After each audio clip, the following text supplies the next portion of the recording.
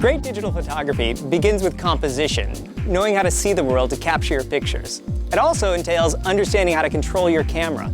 In this book, we're going to teach you about composition, how to control your camera, knowing what kind of a camera you need to buy, and also image editing software so that once you take your pictures, you know how to manage them and edit them to create outstanding photography.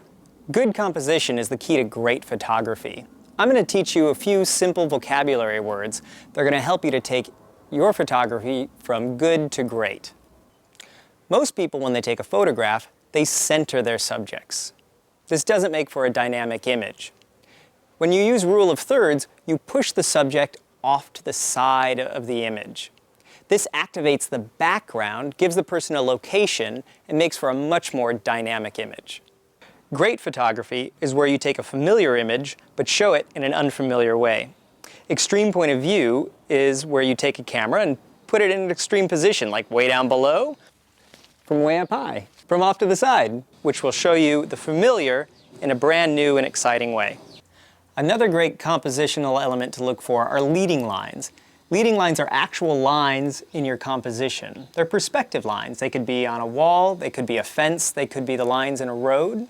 It's always a great idea to look around for leading lines because, again, they're going to create a more dynamic image. A good photographer is always aware of their backgrounds.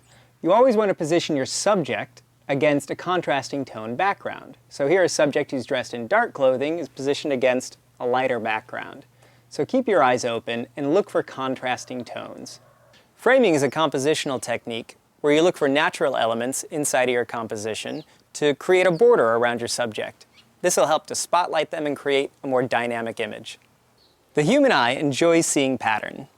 Pattern provides texture and rhythm. It can be especially effective if elements break the pattern to create a strong center of interest. Look for elements of repetition and variation in your compositions.